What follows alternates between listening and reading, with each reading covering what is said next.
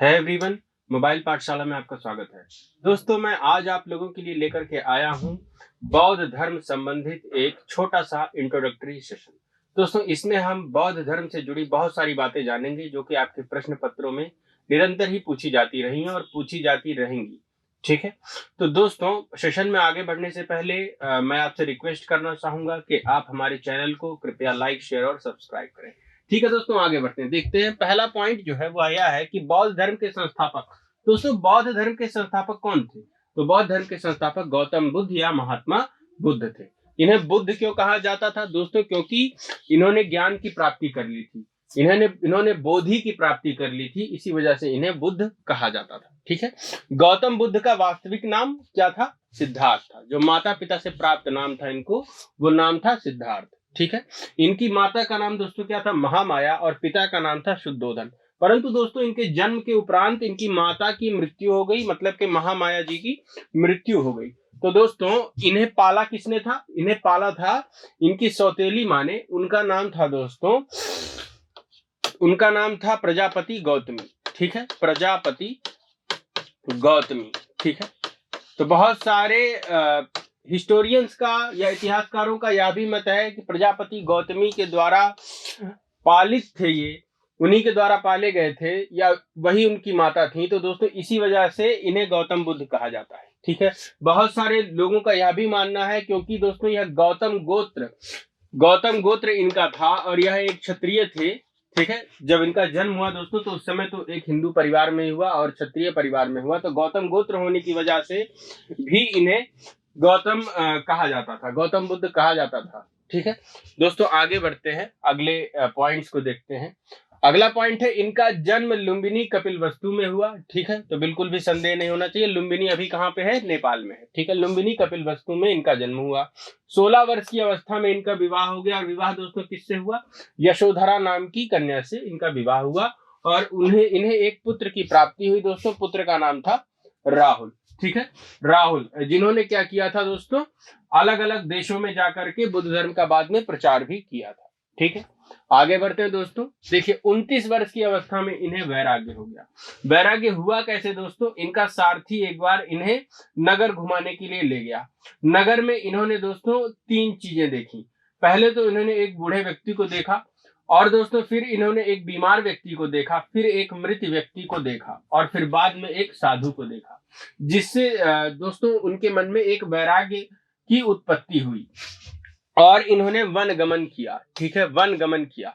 गृह त्याग की इस घटना को, मतलब कि राहुल और अपनी पत्नी यशोधरा को दोस्तों सोता हुआ छोड़कर इन्होंने वन गमन किया। इस घटना को बौद्ध धर्म में महाभिनिष्क्रमण के नाम से जाना जाता है, और दोस्तों बुद्ध धर्म में इसे अश्व से दर्शाया जाता है, यानी घोड़े से दर्शाया जाता है। आगे बढ़ते हैं। इनके गुरु का नाम था आलार कलाम। आलार कलाम इनके प्रमुख गुरु थे, और इनके प्रथम शिष्य दोस्तों कौन थे? आनंद थे। ठीक है, बिहार के गया नामक स्थान में स्थित महाबोधि वृक्ष के नीचे, महाबोधि वृक्ष कैसा वृक्ष था दोस्तों? एक बरगद का पेड़ था या एक वट वृक्ष था, जिसके नीचे इन्हें ज्ञान की या बोध की प्राप्ति हुई। ठीक है, देखिए दोस्तों, सबसे ज्यादा उपदेश इन्होंने कहां पर दिए? श्रावस्ती में दिए।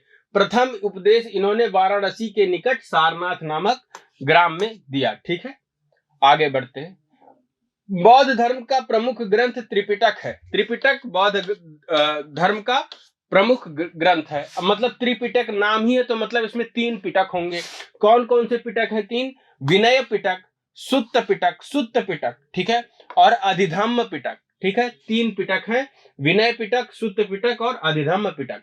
त्रिपिटक के ही अंग हैं ये तीनों के तीनों। त्रिपिटक क्या है? बौद्ध धर्म का प्रमुख ग्रंथ है। अब देखिए, बौद्ध धर्म की 3 प्रमुख शाखाएं हैं, जिसमें से पहली शाखा है महायान, दूसरी है हीनयान, तीसरी है वज्रयान। दोस्तों, महायान शाखा के अंतर्गत बुद्ध भगवान को एक भगवान की तरह पूजा जाता है, इनकी मूर्ति बनाकर इनकी उपासना की जाती है। हीनयान से संबंधित लोग कहते हैं कि हम बुद्ध भगवान की शिक्षाओं को तो मानेंगे, परंतु दोस्तों उन्हें एक मनुष्य ही समझेंगे। ठीक है, तो वह हीनयान शाखा होती है। वज्रयान दोस्तों सबसे नई शाखा है, और यह बुद्ध धर्म से संबंधित तंत्र मंत्र क्रिया इत्यादि से जुड़ी हुई शाखा है। ठीक है, तो 3 शाखाओं के बारे में आशा है कि आपको सब कुछ क्लियर हो गया होगा। देखिए दोस्तों, भगवान बुद्ध का निधन कहाँ पे हुआ? भगवान बुद्ध ने कुशीनगर नामक स्थान पर देह त्याग किया। और दोस्तों, इस घटना को बुद्ध धर्म में किस नाम से जाना जाता है?